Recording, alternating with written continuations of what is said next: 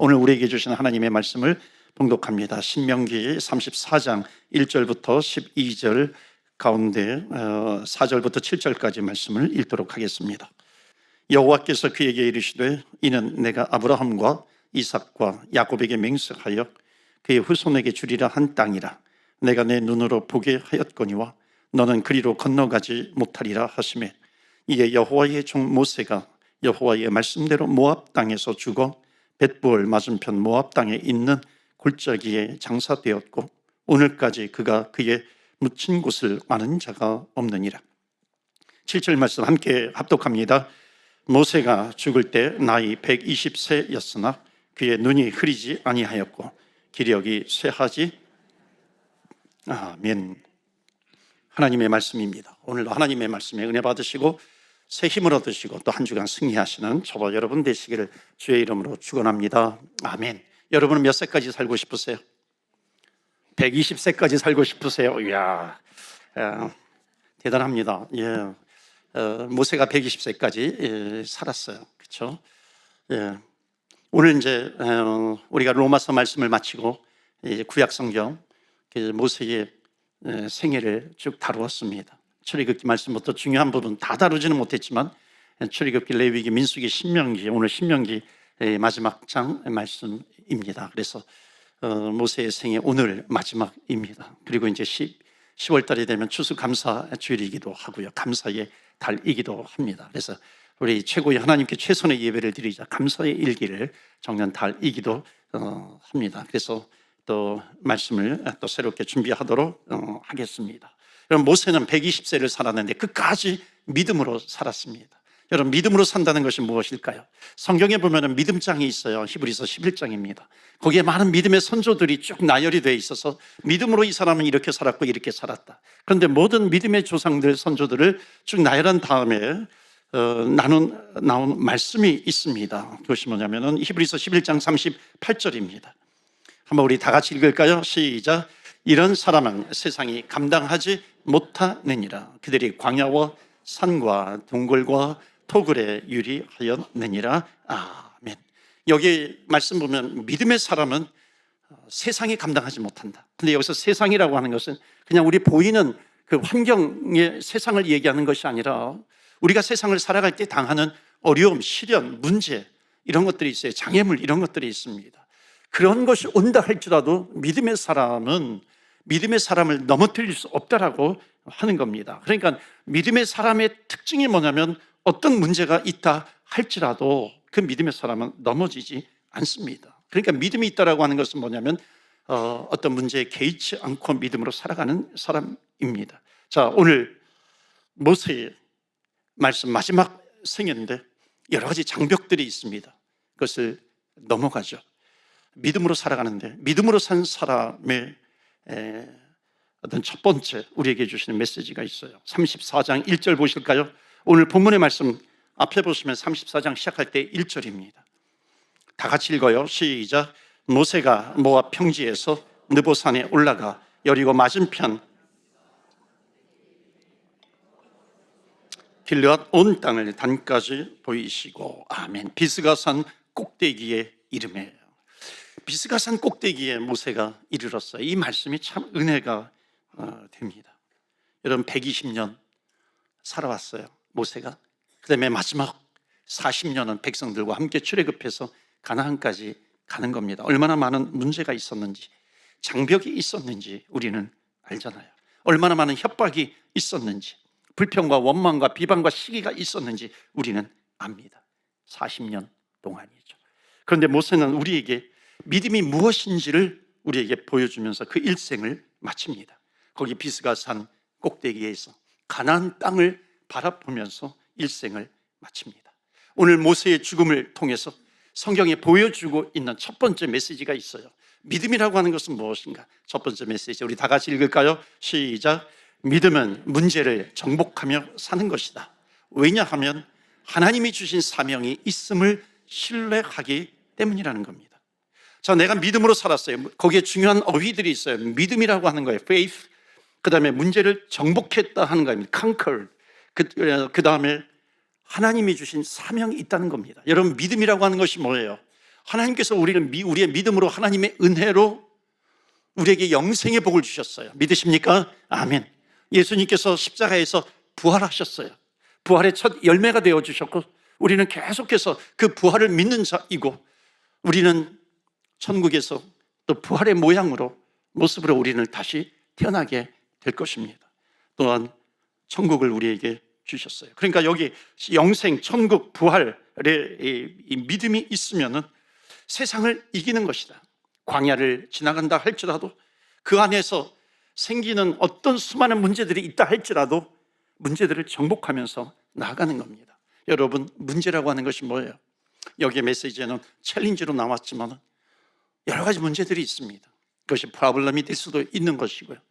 내 장애물이라고 하는 obstacle이 될 수도 있는 것이고요. difficulty, 어려움이에요. 아픈 사람에게는 sickness가 될 수 있겠죠. 재정적으로 어려움이 있어요. poverty라고 말할 수 있죠. 여러 가지 어려운 문제들이 우리에게 다가오고 있는 거잖아요. 여러분, 문제라고 하는 것이 뭐예요? 문제라고 하는 것이 믿음의 사람들에게, 여러분 믿음의 사람들에게 사랑이란 이렇게 물어보면요 바로 대답할 거예요. 사랑이란 고린도전서 13장에 나와 있는 거, 사랑이란 오래 참고, 사랑이란 온유하고 시기하지 않고 기다리고 기대하는 거, 이게 쭉 나올 겁니다. 그런데 믿음의 사람이 아니라 성경을 몰라요. 그러면 그러면 사랑이란 무엇일까? 옛날 유행가가 생각이 나는 겁니다. 사랑이란 눈물의 씨앗이야, 이렇게 대답할 수밖에 없는 거죠. 왜? 믿음이 없으니까 그런 거예요. 여러분, 믿음이 있는 사람에게 문제라고 하는 것은 무엇일까요? 제가 여러분에게 가르쳐 드립니다. 그것은 뭐냐면 a piece of cake. A piece of cake. 우리나라 말로 번역을 하면 뭐라고 번역하면 좋겠어요? 세 발의 피입니다. 믿음의 사람들에게 문제가 있어요. 문제가 왔는데 그 문제라고 하는 것은 뭐냐면 세 발의 피라고 하는 겁니다. 왜냐하면 믿음 때문에 그래요. 믿음이 있기 때문에 그런 겁니다.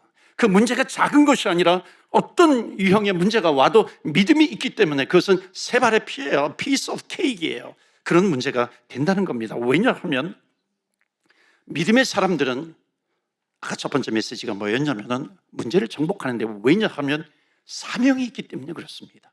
여러분, 믿음 있는 사람들의 사명이 뭐예요? 믿음이 있는 사람들의 사명, 그것은 사람을 살리는 것 아니에요? 영혼을 구원하는 것 아닙니까? 여러분, 사람들이 왜 커보여요?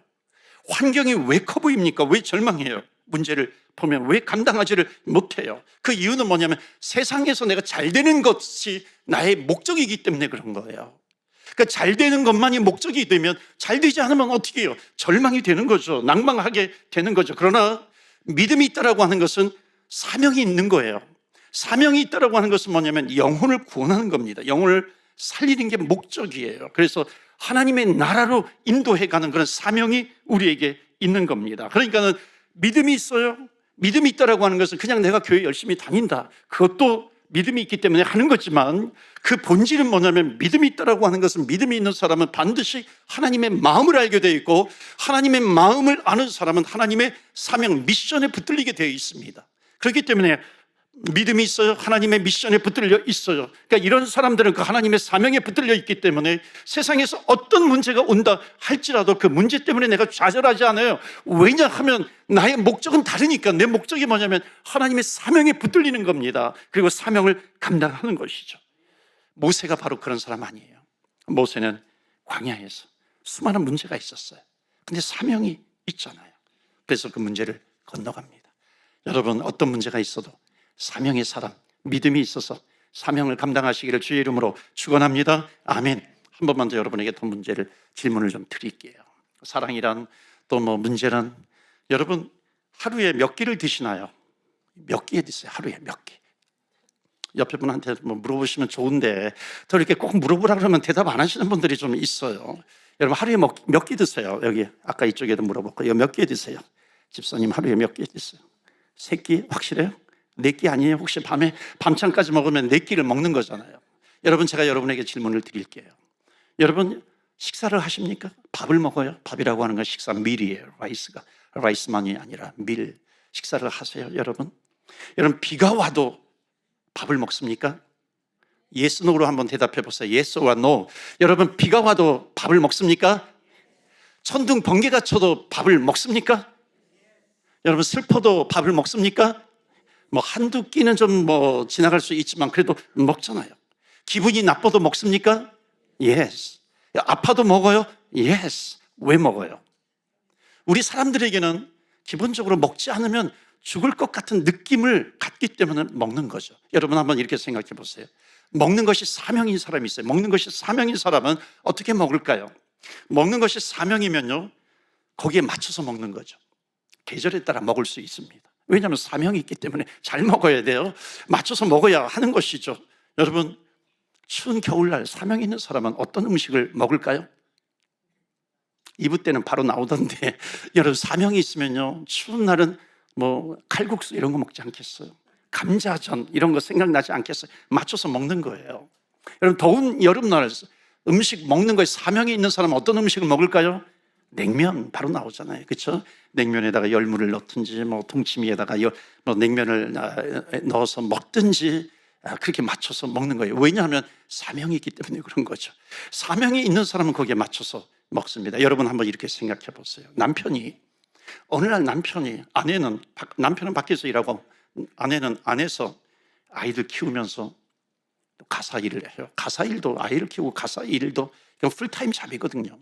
그러니까 밖에서 이제 남편이 돈을 벌어가지고 왔는데 월급날 돈을 줘야 되는데 돈을 다 써버리고, 거의 다 써버리고 한 3분의 1 정도만 가져오는 거예요. 그리고 그걸 툭 던지면서 한마디를 더 붙이는 겁니다. 밤 12시 넘어서 와가지고 술 취해가지고 와가지고 밥을 이 칼국수를 끓여오라고 그러는 겁니다. 칼국수를 끓여오라는데 바지락도 넣어가지고 감자도 넣고 호박도 넣고 그것을 끓여오라는 거예요. 아내가 이렇게 냉장고 문을 열어보니까는 호박도 없고 무슨 감자도 없고 그래요. 여러분, 우리 아내분들이요, 끓여 주시겠습니까? 안 주시겠습니까? 대답이 없으세요. 예. 만약에 끓여준다면요, 아내는 둘 중에 하나입니다. 하나는 뭐냐면 정신이 나갔거나, 두 번째는 뭐냐면 사명이 있는 거예요. 저 남편을 구원해야 되겠다라고 하는 그런 사명이 있어요. 1년, 2년, 3년 동안 계속해서 기도하는 겁니다. 내가 저 인간 살리기 위해서 여태까지 내가 기도해 왔는데, 그냥 밤에 나와가지고 24시간 하는 편의점에 가가지고 감자도 구하고 또는 이것도 구하고 그렇게 해서 끓여서 내 속은 막 부글부글 끓어오르지만은 사명이 있기 때문에 끓여주는 겁니다. 여러분, 사명이 없으면요, 그렇게 오잖아요. 그때부터 남편은 나에게 뭐가 되냐면 obstacle, 짐이 되는 겁니다. 장애물이 되는 거예요. 사명이 있으면 끓여주는 거예요. 모세를 한번 생각해 보세요. 모세는 40년, 120년 인생 가운데 마지막 40년을 이스라엘 백성들과 함께 하나님께서 주신 미션, 사명을 가지고 가나안 땅에 들어갑니다. 가나안 땅에 들어갈 때 그 40년 동안 광야에서 얼마나 많은 원망과 불평이 있었어요. 제가 모세의 생애에 대해서 말씀드릴 때 여러분 기억나는 것 혹시 있으십니까? 모세의 형 아론, 누이 미리암이 모세가 이방 여인 굿수와 결혼했다고 해가지고 비방합니다. 원래는 더 깊은 뜻이 있었죠. 그것에 영향을 받았는지 고라 일당이 수백 명이 모세에게 덤벼듭니다. 12명의 정탐꾼이 가나안 땅을 정탐하고 왔는데 10명이 부정적인 보고를 해서, 믿음이 없는 보고를 해서 백성들이 다 들고 일어납니다. 이 모세에게 돌을 던져요. 여러분, 이 광야 40년 동안 일어난 그 안에서 일어난 수없이 많은 문제들이 있어요. 그렇지만 그 수없이 많은 문제들이 모세를 막지 못했어요. 왜냐하면 모세에게는 미션이 있었습니다. 그 사명이 뭐냐면, 저 마음에는 안 들지만 저 백성들을 가나안 땅에 들여보내는 그 사명이 모세에게 있었던 겁니다. 그리고 이제 그의 인생 마지막 120세에 비스가산 꼭대기에 도착합니다. 일생을 마치기 위해서. 여러분, 믿음은 문제를 정복합니다. 근데 그 믿음은 하나님의 사명을 붙들고 있는 거예요. 하나님의 사명에 붙들려 있으면 어떤 문제가 있다 할지라도 그것을 정복할 수 있는 거죠. 여러분, 문제를 정복하시기를 주의 이름으로 축원합니다. 아멘. 그러기 위해서는 믿음이 있어야 되는 거죠. 하나님의 사명에 붙들려야 하는 겁니다. 두 번째 메시지가 있어요. 모세의 죽음을 통해서 우리에게 주고 있는 것이 있습니다. 자, 본문이 신명기 마지막 장 34장인데 그 앞에 장에 보시면 32장인데 50절 말씀 한번 우리 같이 읽어볼까요? 32장 50절입니다. 시작. 내 형 아론이 호르산에서 죽어 그의 조상에게로 돌아간 것 같이 너도 올라가는 이 산에서 죽어. 아멘. 너는 모압 땅에서. 이스라엘 백성들은 가나안 땅에 들어가기 위해서 모압을 지나가잖아요. 발락 왕이 발람을 초대해가지고 이스라엘을 저주하게 했잖아요. 그 모압 땅입니다. 그 모압 땅에 들어가서 비스가산 꼭대기에 이제 도착하게 되는데 너는 거기에서 죽을 것이다 하는 겁니다. 조상에게로 돌아갈 것이다. 그렇게 말씀합니다. 여러분, 가나안 땅에 모세가 들어가지 못했다고 해가지고 모세는 구원받지 못했다 이런 것이 아닙니다. 모세의 죽음을 통해서 주시는 메시지가 있는 거예요. 모세는 문제들을 정복했는데 한 가지를 더 정복하고 싶은 겁니다. 그것이 뭐냐면 내가 저 가나안 땅을 바라보고 있는데 가나안 땅에 들어가고 싶은 욕심이 있어요.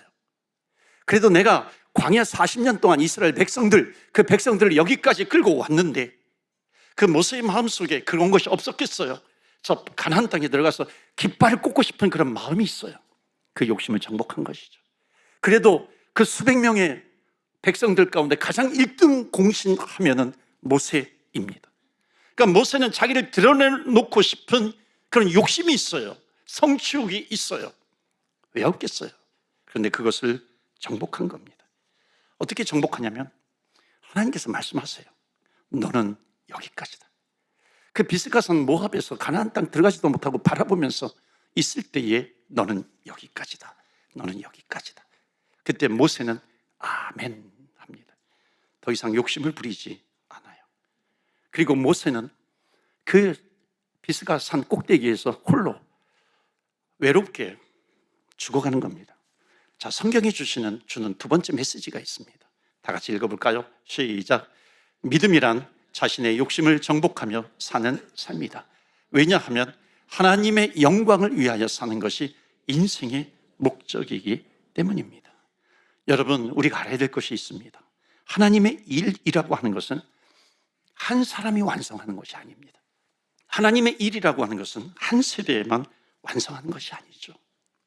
협력해서 또 기성세대와 지금의 세대와 다음 세대가 합력해서 하나님의 일을 이루어가는 겁니다. 그런데 너무나도 많은 사람이 욕심 때문에 일을 그르치는 경우를 많이 봅니다. 목회를 하면서 교회에서 목회하시는 어르신들을 보면 목사님들이 노년에 실수하는 경우가 있습니다. 노욕이라고 하는 것이 있다는 거죠. 한국 교회가 가지고 있는 문제점이 뭐예요? 그러면 은퇴하시는 목사님과 후임 목사님 간의 갈등이 있잖아요. 여러분, 그 대부분의 그 교회 목사님들은 아름답게 은퇴하세요. 그런데 이렇게 매스컴에 등장하는 그런 것 때문에 정말 많은 사람들이 그렇게 한다라고 생각을 하는데 그렇지는 않거든요. 그런데 간혹 가다 보면은 그 노욕이라고 하는 것이 보입니다. 그래서 은퇴 목사님과 후임 목사님의 갈등이 있어요. 그 이유가 있습니다. 한 곳에서 오랫동안 이렇게 머물면서 혜택을 받고 싶은 것이 어찌 보면 인간의 당연한 욕심 아니겠어요? 제가 목회하던 교회가 서양교회를 렌트했는데 그 주변에 있는 서양교회를 보면 어떤 일이 있었냐면 거기에서 은퇴하신 목사님이 그 교회 찬양대 대원으로 서시는 겁니다. 저는 그 모습을 보면서 너무너무 좋았어요. 그래서 야, 나도 은퇴한 다음에 찬양대로 좀 봉사해야 되겠다 이런 마음도 막 생기기도 하고, 로컬에 보면은 그 합창단들이 많이 있잖아요. 거기 들어가서 한번 섬겨야 되겠다 뭐 이런 생각도 한 적이 있습니다. 여러분, 제가 은퇴하면 무엇을 하고 싶은지 아세요?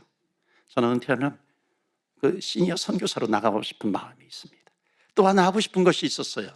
그것은 뭐냐면 스포츠 선교입니다. 저는 운동을 참 좋아했고요. 체질적으로 운동이라고 하는 것이 저에게 체질적으로 맞아요. 저는 목사가 되지 않았으면 운동선수가 되었을 겁니다. 제가 나누고 싶은 것이 그거예요. 사람이 욕심 부리지 않고 마무리를 잘하는 것이 믿음입니다.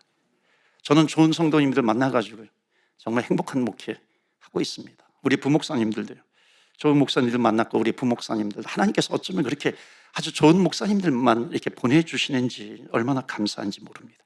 저는요 지금 목회를 그만둔다 할지라도 원이 없을 정도로 행복하게 목회를 해왔습니다. 그래서 여러분 저는 어렸을 때부터 이게 어렸을 때가 아니라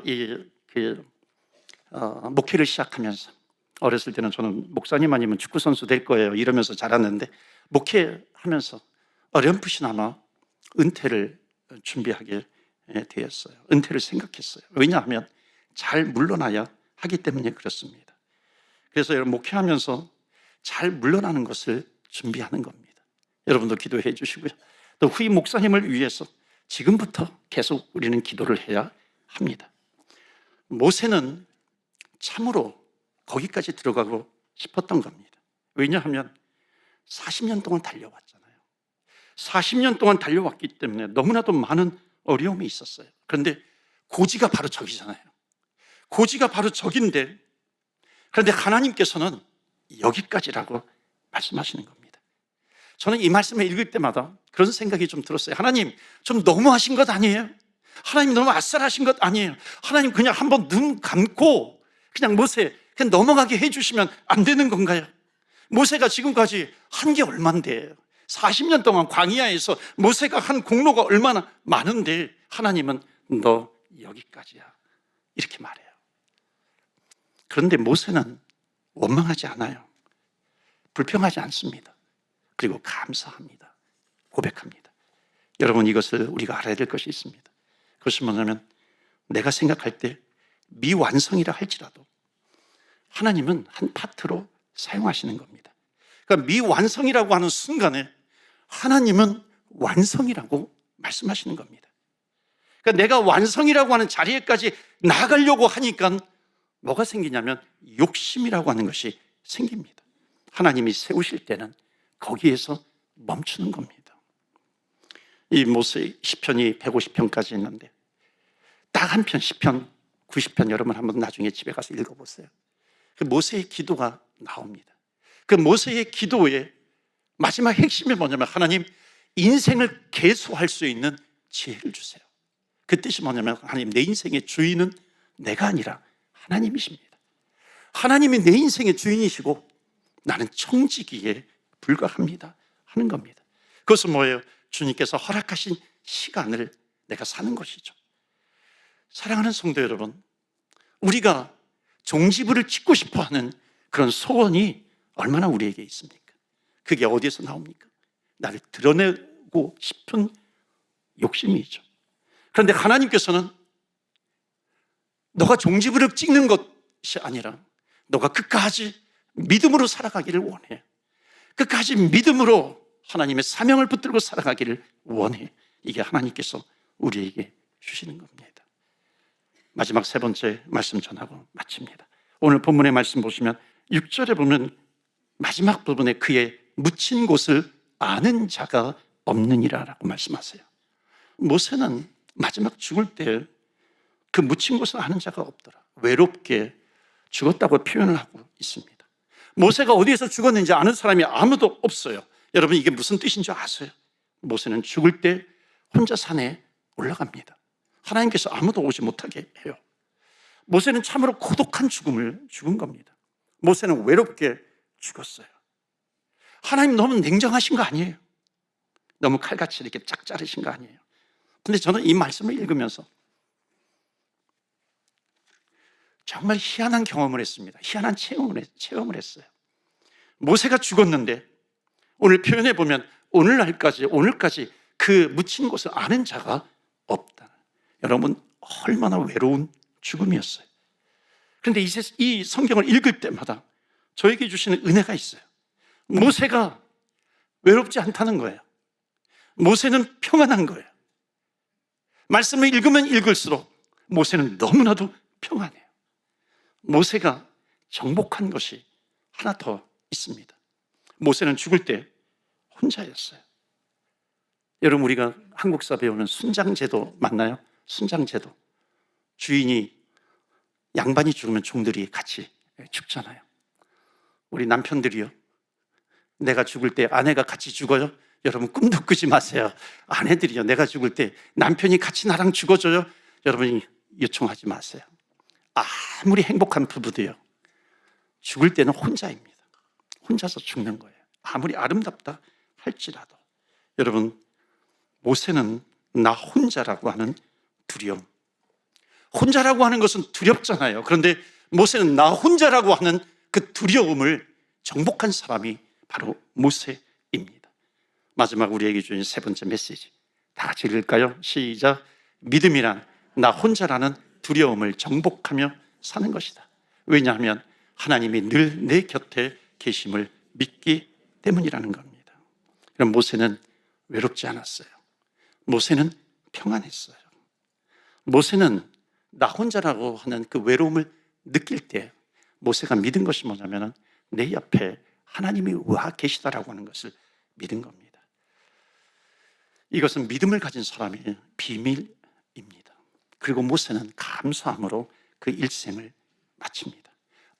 아무도 없는 혼자의 시간에 하나님께서 그와 함께 하세요. 이 모세의 기도가 시편의 90편에도 나와 있지만 시편 32편에도 보면 거기에 모세의 기도가 있어요. 그 내용 핵심은 뭐냐면 아무리 외로워도, 특히 이렇게 표현합니다. 독수리가 있어요. 그러니까 독수리는요, 이게 위에서 새끼들을 떨어뜨리잖아요. 그리고 새끼가 떨어지면서 날개짓을 하지 못하니까 처음에 나 죽었다 할 때에, 그때 죽기 바로 직전에 어미 독수리가 와가지고 손살같이 내려와서 그 새끼 독수리를 붙잡습니다.